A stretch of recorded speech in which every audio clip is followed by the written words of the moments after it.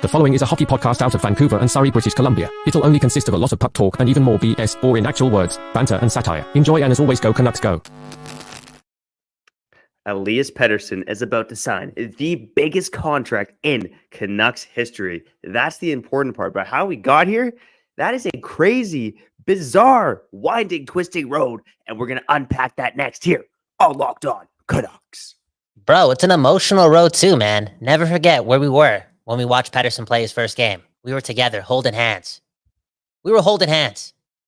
Were we? Anyways, let's do this. You're Locked On Canucks, your daily podcast on the Vancouver Canucks. Part of the Locked On Podcast Network, your team every day. Hey, what's going on, everybody? Welcome to another episode of Locked On Canucks. My name is Trevor Beggs, co-host of Locked On Canucks and also a Canucks writer for Daily Hive Vancouver. Before we dive into today's bizarre episode, we got to thank you for tuning in to Locked On Canucks. It is your team. No, scratch that, man. You're Canucks every day, part of the Locked On Podcast Network. If you haven't done so already, make sure you go subscribe or follow us for free on YouTube or wherever you listen to podcasts. I also got to let you know today's episode is brought to you by Gametime. You want to go see the Elias Pettersson show? Go download the Gametime app, create an account, and use code LOCKEDON for $20 off your first purchase. Today on Locked On Canucks, it is the ghost of the past, present, and future. It's like the Ebenezer Scrooge episode, except the opposite, man, because the Canucks are about to open up the paybook for Elias Pettersson. But I wanted to dive back into the timeline of how we got here, because this has been an insane journey for Pettersson with a bunch of bizarre twists and turns, not only in the past couple of weeks, but in the past couple of years. So I want to crack into the past, get into what's going on in the present, why the sudden change with Pettersson and his massive decision here, as reported last night by Frank Saravalli, as you heard yesterday on Locked On Canucks with Kyle Bhawan, and also get into what's next. Like, if Pettersson signs before the deadline, what does that mean for the Vancouver Canucks in terms of what they may do in the next week or so? Let's see if we can jam that all in the next half an hour. Speaking of jamming stuff in, let's jam in an introduction from Kyle Bhawan. How you doing, brother? Hey, man, jamming it in, bro. Bro, that sounds kind of dirty. I'm not going to lie. Anyways, Kyle Bhawan, Trevor Beggs, doing our thing, talking more and more about Elias Pettersson, because, man, oh, man, this is definitely the most entertaining team in the National Hockey League, full of the most stars, potentially, across the board, because, man, oh, man, I like this. I like what I'm looking at. I like this roster. And if they can stick around for a long time, all these guys, and capitalize on more peak JT Miller seasons, that will turn into a lot of love. The Vancouver Canucks, if Pettersson sticks around, will be good for a very long time. And, bro, I'm not going to lie. You know, making the thumbnail, I got a little emotional today, man. Straight up. Because I remember what Talkett said yesterday about Pettersson. He confirmed that Pettersson's not an alien. He said he's human, right? And when making the thumbnail and putting the two faces together and kind of seeing his growth physically, it kind of made me think about my emotional relationship with the Vancouver Canucks. And I'm not going to front, like, Pettersson, I'm not going to say he saved my relationship with the Vancouver Canucks, but I remember where I was game one, way back when I was with you, and we watched this guy go bar down. And I feel as if he's the guy that really got all of this started. And I know yesterday I mentioned that right now he's our fourth best player. But long-term, there's a really good chance that he may turn out to be the greatest Canuck of all time. Now, Quinn Hughes may have something to say about that, but Elias Pettersson, I believe, can get a lot better. So no matter what the number is, it's going to be an underpayment at some point. Anyways, Pettersson, thank you so much. Someone's asking Nerf if the contract extension is confirmed yet. No, it isn't.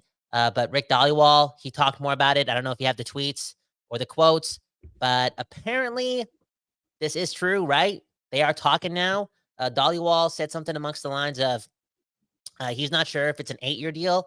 It may be a 6-year deal. It may be an 8-year deal. Who knows? But they are talking, and I do think that it's going to happen pretty quick, you know, pen to paper. All in all, Pettersson's timeline, we just talked about the end right there, but I know Trevor Beggs is excited to talk about it all pretty much straight from the beginning, because this guy's had a fascinating career with your Vancouver Canucks and an even more fascinating one at the negotiation table.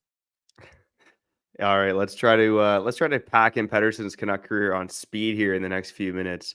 And obviously, there's the big star at the 10 goals in 10 games. Kyle, you and I were recording the old show. Yeah, we've been doing this for quite some time. We were recording the old show during Pettersson's first game. And I think we made a tweet about Pettersson making it on Pornhub, which Botchford picked up. Rest in peace, Botchford.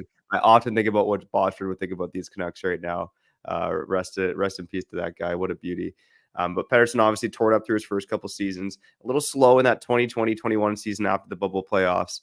But then, entering that 2021 offseason, I think this is where the story kind of begins with this iteration of the contract saga, because in that 2021 off seasons, it was Jim Benning's blunders that left Pettersson and Hughes on the back burner. Okay.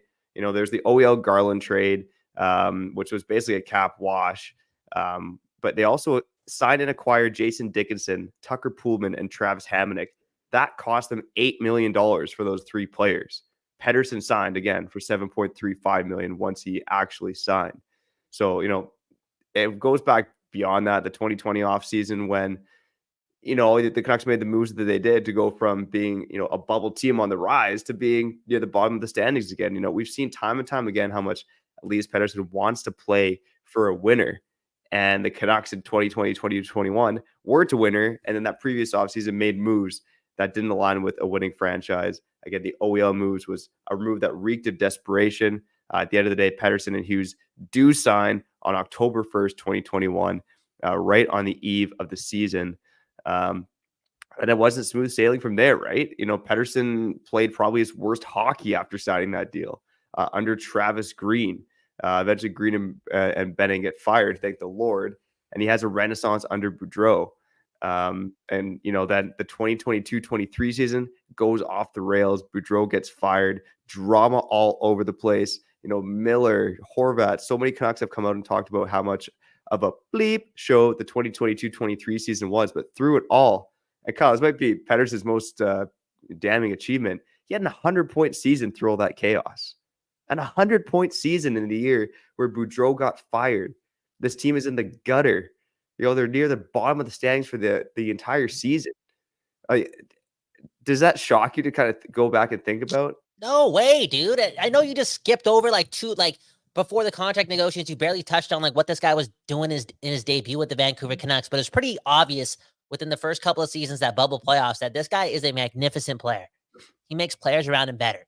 And, tallying our way back to last season, he had Kuzmenko with him pretty much the whole season. And look what he did. He made Kuzmenko look like not a healthy scratch. Straight up. Almost a 40 goal scorer. Pettersson, when he's on, he's really, really, really good. And it was pretty obvious again from the jump. But there's Jim Benning way back when, right? What was the year? 2020? 2021 when he signed that 3-year extension or whatever for $21 million plus? Bro, that should have been an 8-year deal. That should have been an 8-year deal at $9 million per. An 8-year deal at $8.5 per. He could have got it done, but man, oh man, you talk about Dickinson, Hamonic, Virtanen, Braden Holtby. Are you serious? Are you serious? And bro, can I say this too? There's a lot of people out there that are talking about Pettersson, potentially not deserving a $12 million contract, a $13 million, whatever it is, right? And then some people bring up the fact that you could save that money and bring in multiple pieces. Bro, do the math. Those multiple pieces could turn into Braden Holtby, Travis Hamonic, Jay Beagle. You know what I'm saying? You cannot overpay for guys like Elias Pettersson. And look at this question from Garrett, okay? Trevor, I want an honest answer. Do you see Pettersson improving his ability to stay on his skates and not getting knocked down so easily? He's already 25. All in all, I do believe with more Tocchet years under him, more playoff experience, and just in general, more experience in general, all facets of his game will vastly improve. I think we've been seeing, I think a lot of the falling down is more recency bias too, right? Like we saw in those 2020 playoffs, that was the time when Elias Pettersson elevated his game physically. Like I think we all remember that reverse hit on Ryan Hartman and going like, whoa, this guy can hit like that, right? So as in his arsenal, and I think right now it's just been a rough stretch, and Tocchet talked about it. Pettersson's human. He's going through it right now. We're getting to the present there. As we go through this Elias Pettersson timeline. But, that 2022-23 season, to me, I think it's just worth remembering because, again, it was so impressive that he did that in a season where the Canucks were were horse crap. Mhm. He carried Kuzmenko to relevancy. He almost single-handedly tried to will the Canucks to the playoffs, and they came kind of close towards the end of the year to doing so, right? Yeah.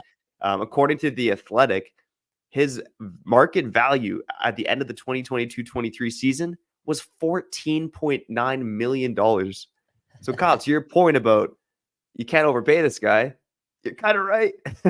Dude, he's going to get better, man. He's going to get better. And you can honestly make the argument that this season has probably been, and it's not saying much because he's still been good defensively, but it's definitely been not the brightest spot of his game. Where I was thinking years past, yeah, he was putting up points and doing his thing, but it was pretty apparent that this guy was on his way to be the best 200-foot player or one of them in the league. And I think, yesterday when I was doing the episode, the bonus episode, go check it out. Immediate reaction to all this noise surrounding Elias Pettersson and a potential 8-year extension. I brought up the fact that, maybe, just maybe, the noise is getting to him, And I think it was actually the commenters who were saying those things. And I was kind of saying, you know what? He's like Kobe Bryant, Black Mamba, the Swedish Mamba. Nothing gets to him. But when I saw what Taka said about him, it kind of made me become rational. And I think all in all, maybe some of the noise has allowed him to not be as fluid on the ice, aka not be as intuitive. And when a player like that is thinking about something else other than the game, yeah, he can still be effective, but he cannot be Elias Pettersson. So I'm curious to see how much better this guy can get when pen goes to paper and this is all behind him. Because I definitely think there's another big level to this guy's game, and he's already, and I'm saying this, and he's already on pace for 100 plus points, Yeah, 100%. I mean, again, you're right, Kyle. He might end up being one of the greatest or the greatest Canuck in franchise history. But again, starting with Benning, shafting this guy, which really has been a detriment to the Canucks because they're going to pay him way more than they would have 3 years ago. But just everything that's happened this season as well. And let's get into what's happened this season after the break and get caught up to the present, because a lot has happened the past couple of weeks, but a lot has happened this season as well. Let's get into it all on the other side. But first, let's shout out Gametime. All right. I need to ask you, have you ever been stressed out by buying tickets at the last minute? You know me, I'm a big last minute deals guy, and I found that the best place for killer deals at the last minute is Gametime. Gametime, they got my back.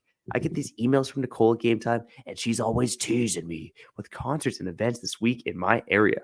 Not only are those weekly emails a tease, but Gametime also offers me and you flash deals on last minute tickets. What's even better than that is that they have a lowest price guarantee along with event protection cancellation. Now I have no choice but to get off my scrawny rear end and check out a local show on a Friday night. So make sure you snag the tickets without the stress with Gametime. Download the Gametime app, create an account, and use code LOCKEDON for $20 off your first purchase.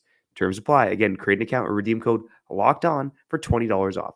Download Gametime today. Last minute tickets, lowest price, guaranteed. Man, we're going to have a lot of fun tonight in Vancouver, all my real fans.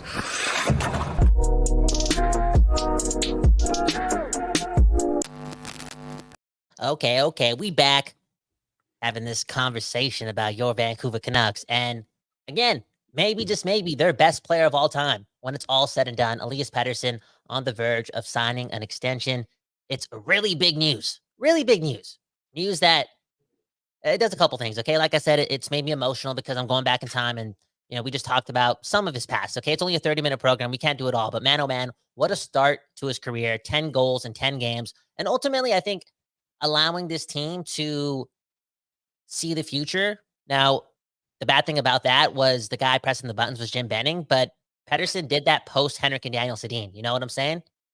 So he was the start of it all. It's not Brock Besser. I know what Brock Besser did in his rookie year, but it was Elias Pettersson because he right away looked like he was going to do what Henrik Sedin did later in his career or in the middle of his career, be an elite number one center. And that's one of the most important positions, if not the most important position in the sport.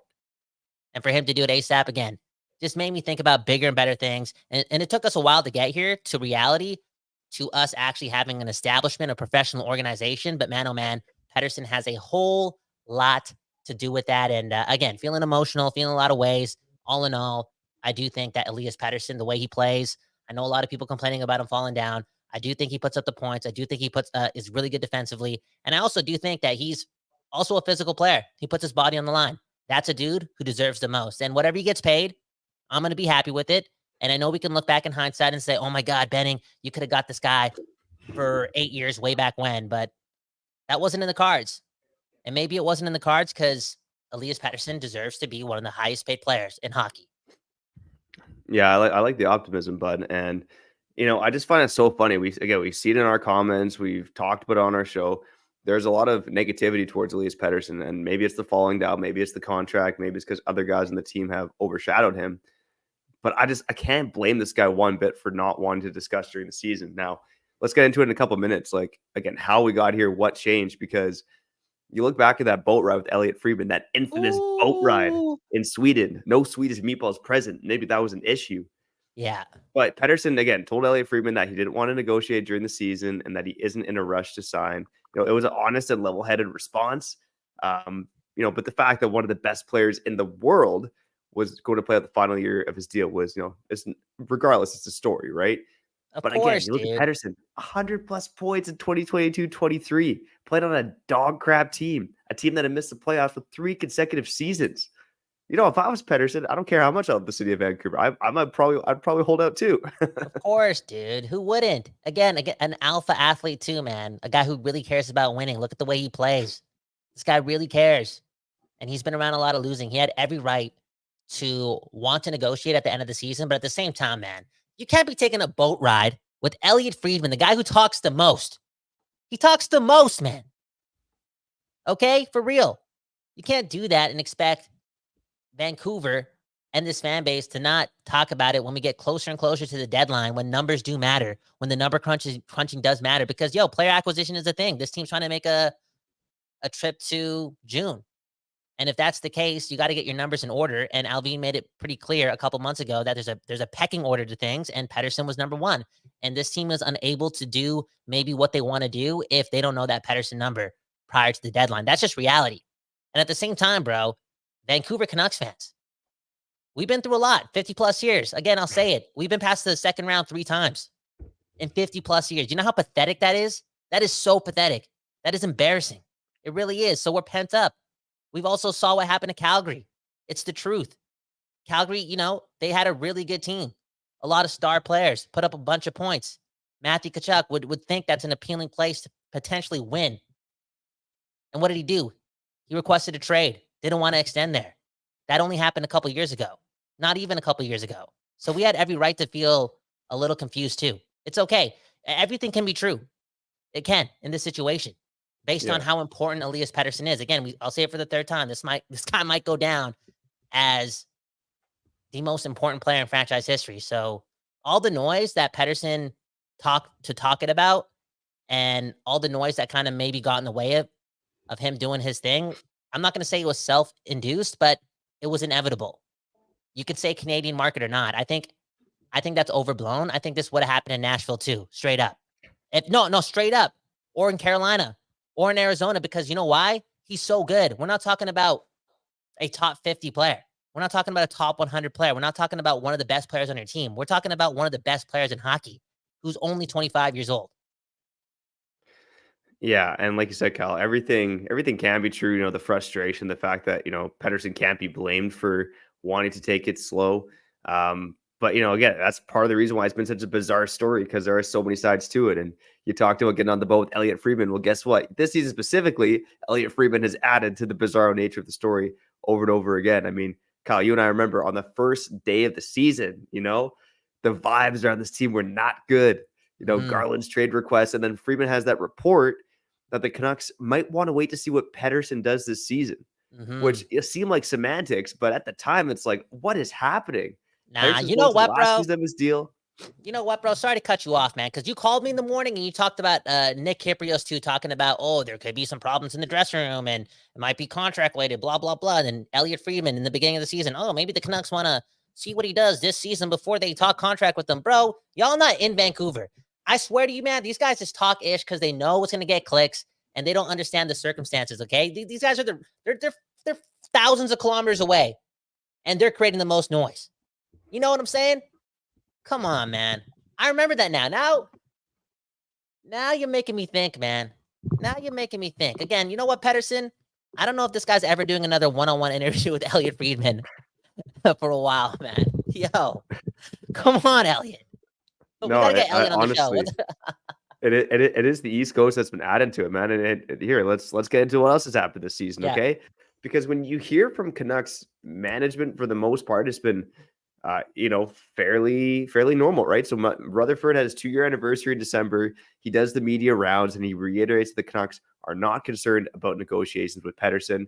Now, in January, he had a bit more urgency, and when he signed the 3-year extension, saying that, quote, we really want to get him signed, and that, quote, he can't walk at the end of the season because that's the stance we've taken. So it seemed like there's a bit more urgency there, but I think everything kind of came to a head because of a report from the fourth period? The fourth period? This is even Elliotte Friedman. This is even Frank Saravalli. This is the fourth period. This is how this all started, okay? The fourth period last week reported that Pettersson was offered a 12-year deal, or 8-year deal with $12 million a season, and that he hadn't turned it down, but he hadn't accepted it. Now, that report was shot down by a lot of insiders, but it created this whole conversation over Pettersson. What's happening? Why isn't he talking to the Canucks? Again, all this controversy, all this stuff started from a report from the goddamn fourth period, okay? No offense to Dave Pagnotta and the guys at the fourth period. By the way, Dave Pagnotta is from Toronto. So another East Coast media spewing about the Vancouver Canucks not actually being here. But, after that report comes out, the report gets shot down. But then even Dhaliwal is reporting, Saravalli is reporting that there's been frustration from the Canucks. And that is Pettersson who's chosen not to negotiate. And it's all kind of spiraled from there. The market's going crazy. We're talking about it on our show. Then Elliotte Friedman comes back into the story and adds to the report and says that teams are calling on Pettersson to see what's going on. So this bizarre story, which to me started in the 2020 offseason, has spiraled into all this chaos that's happened today. And it kind of brings us to the present. Is Pettersson making this decision because of all the reports that are going on and the pressure? I mean, we've heard that this guy, the Canucks released that video that he's on social media on his phone more than almost anyone else on the team. Or is this more so, and this is what I think, is this more so a situation where the Canucks sucked, this guy didn't want to negotiate, and now that they're good, maybe he's changed his tune? I think it's that, bro. I think it's that. That's the biggest thing that's kind of changing his plan of action. And the other thing is just the schedule, too. I mean, the Canucks are going to be home for a while right now. You know what I'm saying? Like, that being a reality probably makes more conversations between Pettersson, his agent, and Alvin and Rutherford more possible. Now, again, the noise, I don't think it's the main driving force, but maybe what it did do was create that light bulb moment for Pettersson. Because it's a fast-paced season. This team has done a lot of things, and they've been traveling the most, and they've had so many games. And I know every team plays 82 games, but man, the first 60 games for the Vancouver Canucks this season, I feel as if it happened in 1 month. That's how I feel. They're just moving constantly. And again, maybe, just maybe, during this 2-game homestand, in combination with all the noise, just created that light bulb moment. Hey, maybe this guy was going for a walk and, saw another report about his contract situation, and it dawned on him that, maybe it's time to talk to the Canucks now. Oh, and maybe if I do that and we get the numbers down right, it gives the team another route to acquire another player to help this season out. Which, again, I think that has a lot to do with it, and maybe we're not going to see it till the deadline or till we get surprised again. We're talking about Rutherford and Alvin. You know who Rutherford is, right? He makes moves like crazy. Bro, maybe it happens because of that. One day we sign Pettersson to an 8-year deal worth $12 million per year, and the next day you get Jake Gensel. And when you get Jake Gensel, since you know the Pettersson numbers, you sign Gensel to an extension right away as well. Maybe it's something like that. Straight up. Yeah, 100%. And, maybe let's touch on it quickly to wrap up the show. If the Canucks do sign Pettersson before the deadline, what could that potentially open up? Because Dhaliwal had another report this morning involving a Canuck that's been rumored to come here for quite some time. Let's touch on that on the other side, and I might give a quick ballot to Pettersson, okay? Yeah. Just because we got to show him the love here. One love to Vancouver. Pettersson, man. We're not here without Elias Pettersson. Again, me and Trevor holding hands watching his first game together. Like, it was an emotional time. Henrik and Daniel weren't there anymore. Straight up. Yeah. Yeah. And this is, again, my co-host was, did the podcast sipping on a 40 back in the day. Good Yeah. times, buddy. Good times. That times. spawned because, of course, the alien EP40. Let's wrap up the show talking about the Pettersson contract and what could happen with the Canucks prior to the deadline if he does resign. But first, before we do that, let's shout out Sleeper.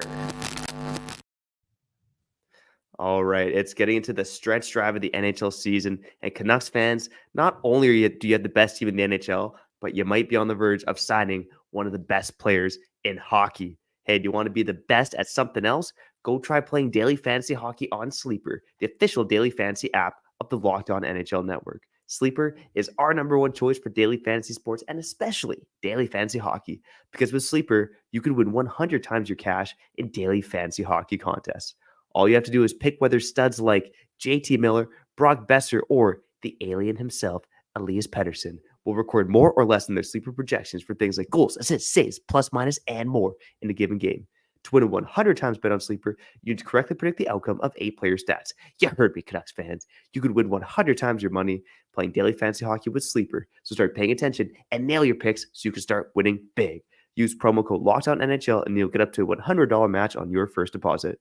Terms and conditions apply. That's code LOCKEDONNHL. See Sleeper's terms of use for details and locational availability.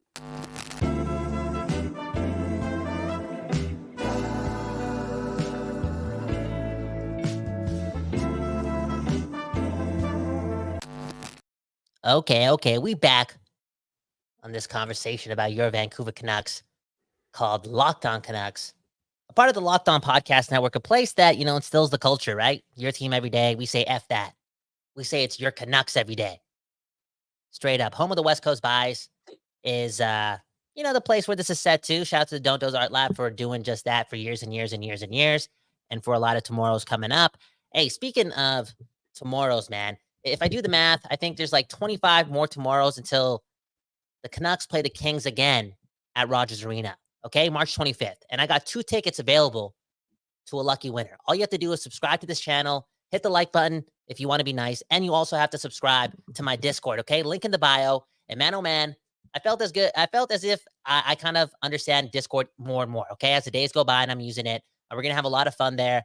Game day threads, conversations. There's going to be a way for you to get your voice heard as well, so we can kind of produce your voice into this program here because it's all about the people. Again, subscribe to the Discord, enter the contest, and we'll announce the winner to those 2 tickets on March the 22nd, okay? So again, subscribe to the channel and follow the Discord. Same goes to you, the audio listeners, okay? Just follow the Discord. Anyways, shout out to JS for also sending us a super chat. Go Canucks, go. One love to you. And yeah, bro, go Canucks, go. This is a really interesting time for Canucks fans. We've been talking a lot about the contract and whatnot, and now we have a big game against the LA Kings. The Canucks have lost 5 of 6, really important times. And here Trevor is once again ignoring the game and just talking about Elias Pettersson. Yeah, we'll touch on the game tomorrow. I mean, it is a big game tonight. The LA Kings are, they're playing for their playoff lives a bit, right? Like it's just been rough times with the Kings. Thank you, Pierre-Luc Dubois, $8.5 million. He's definitely raising the floor for what Pettersson might get on his next deal. My God, that's a bad looking contract. But the Kings still have a 5-point cushion on a playoff spot. But they've lost 2 in a row, and they've gone a long ways downhill from where they were earlier in the season. But we'll talk more about the game tomorrow. Again, with the Pettersson contract, Kyle, I'm curious for your thoughts. If this guy does sign before the deadline, what could this free up this team to do? And I'll preface it with this report from Dollywall. Dollywall, again, reporting today, Rick Dollywall, Check TV, Donnie and Dolly, saying that, quote, I'm definitely hearing the Canucks are still in on Gensel and the return is going to be huge. Dollywall mentions a first-round pick, a second-round pick, a prospect plus, and Gensel may also be asking for $8 to $9 million or so in a contract extension as well. Now, Kyle, I think we're running up on time. I got a job. I got a day job to get to. I got a family to feed. But on tomorrow's episode, aside from talking about the Kings game, I do want to talk about what the Canucks cap situation looks like now that Elias Pettersson is on the verge of signing. I've run the numbers on it, but we'll save it for tomorrow's episode. Okay. Because run the numbers on it. There's a chance, depending on what they want to do, that this team could fit in a Lindholm or a Gensel if they wanted to, but it's going to be tough. I'll throw back to you quickly.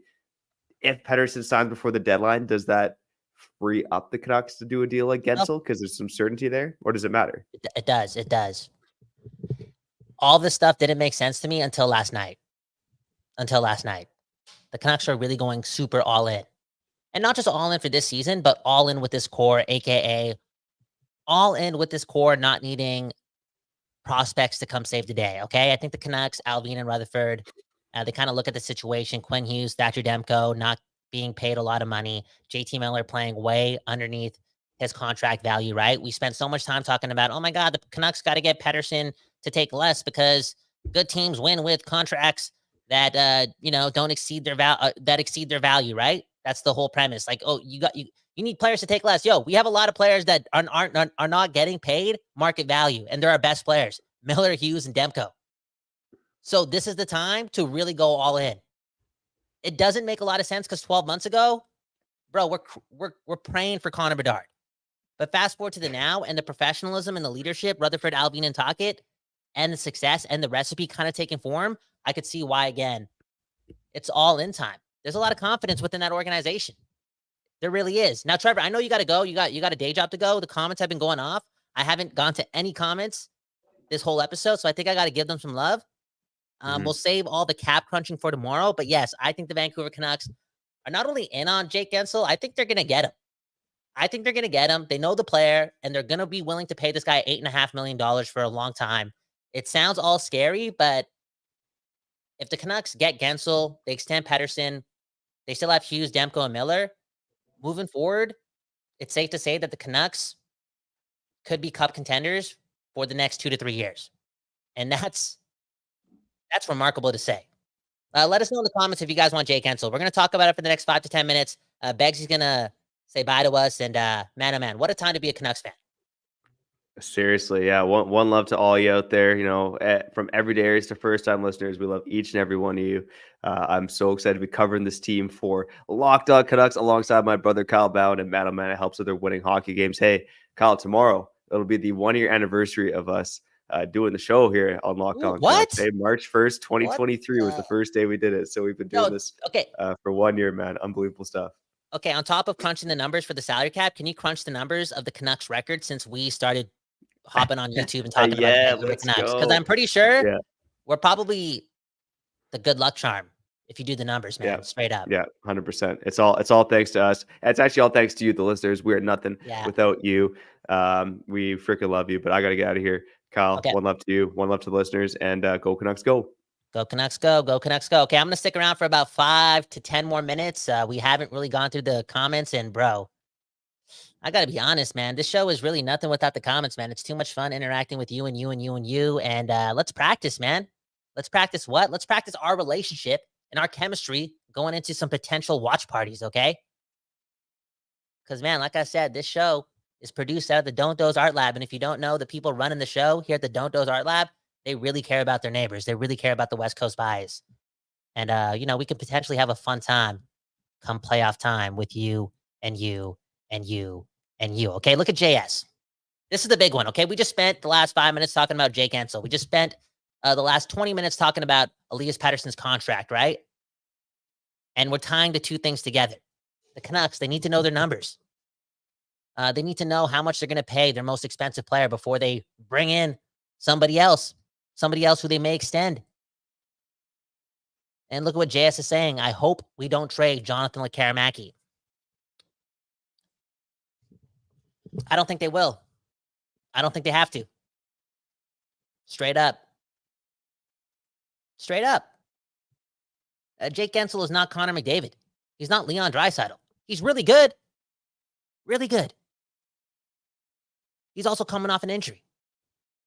I think there's a way to get Jake Gensel for Podkolzin a first and a second, and etc., which means Tom Willander and Jonathan Lekkerimäki are still going to be Vancouver Canucks. And for a team that's, again, on the verge, potentially,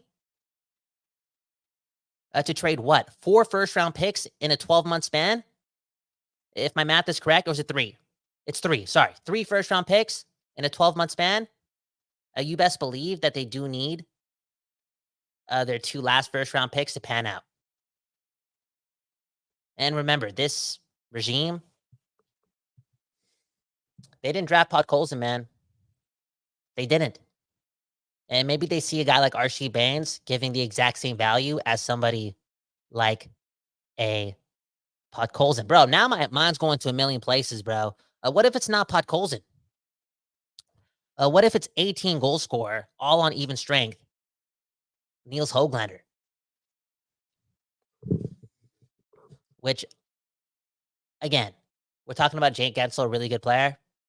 You got to give up something, but man, if we're talking about this team's window being open for a couple of years, having Nils Höglander potentially get better next season and making what, $1.1 million?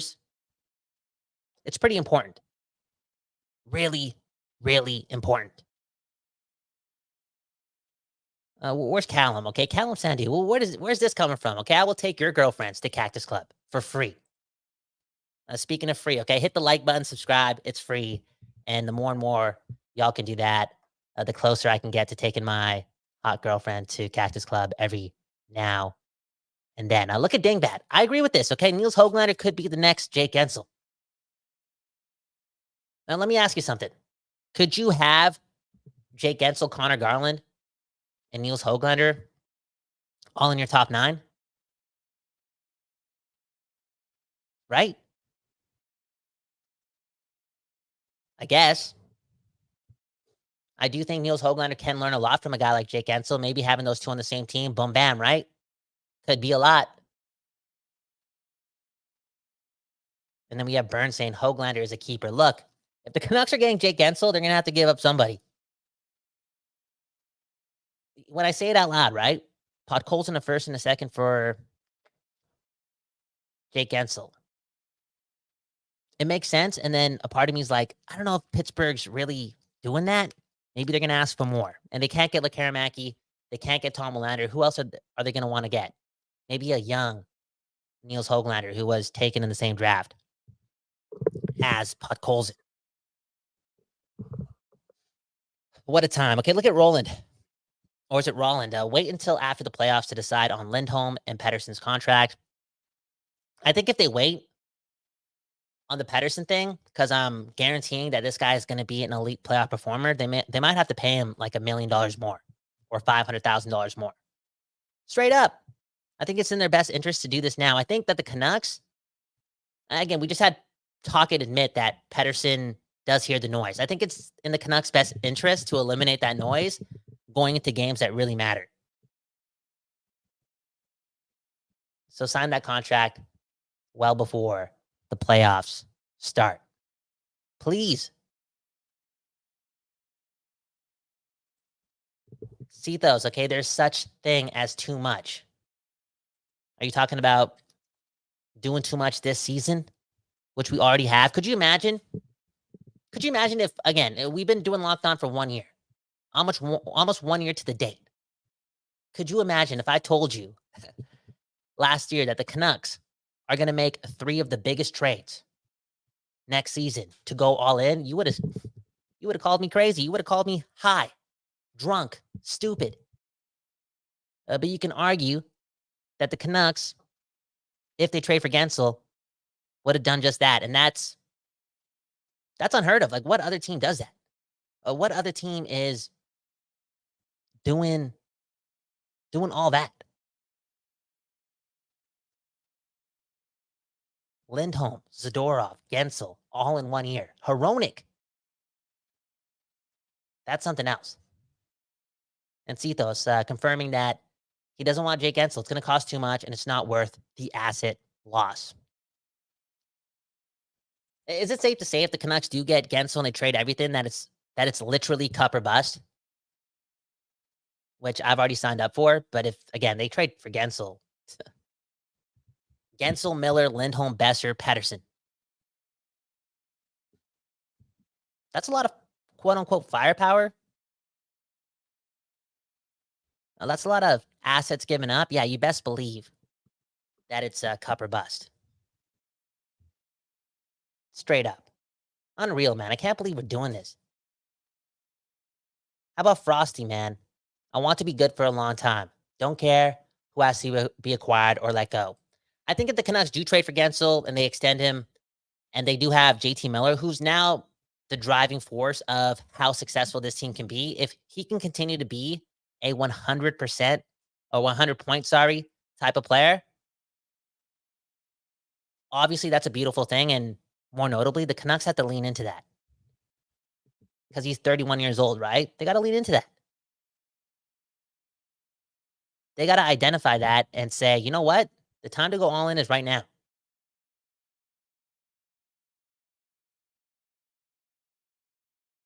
Straight up.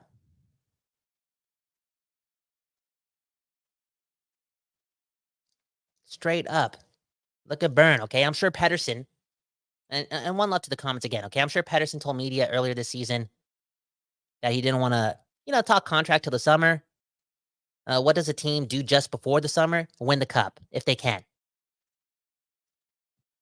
I think what you're trying to say is, yeah, this talk is a distraction. I think it's pretty apparent that it's kind of getting to Pettersson. And for this team to kind of go all the way, they need Pettersson not to be distracted at all. Anyways, man, that's it, man. I want to give the people some time, get to your comments. Mr. Whale saying, let's go. One love to you and you and you and you. And remember, y'all can win some tickets to to a Canuck game. I'm sorry. 2 tickets. Yes, 2 tickets. March the 25th against the LA Kings. They can be yours. All you got to pretty much do is subscribe to the show and subscribe to the Discord, okay? We're talking on there every day. I'm learning more and more on how to use it. And let's find a way for you guys to chime in, get your voices heard so we can then produce it on these episodes of Locked On Canucks. Mr. Whale asking if he's signed yet. That is Pettersson. No, he hasn't. But we're acting like he has. Okay? Straight up. Let's put that out there. Anyways, shout out to the Locked On Podcast Network for doing its thing, giving us the platform to say this, okay? We're the home for your Canucks every day. We're also your home for that West Coast bias, okay? F everyone else. Okay, straight up. If you're not a Canuck fan, you. That's just the truth. That's how I feel. Again, the West Coast bias. My name is Kyle Bhawan, Kyle Bhawan. Have a good morning, a good afternoon, a good night. We don't know when you're watching this or listening to this, but hey, we truly do appreciate this at the Don't Doze Art Lab and at the network. Have a great day. Enjoy the game. Maybe I'll see you after. Peace. You're Locked On Canucks, your daily podcast on the Vancouver Canucks. Part of the Locked On Podcast Network.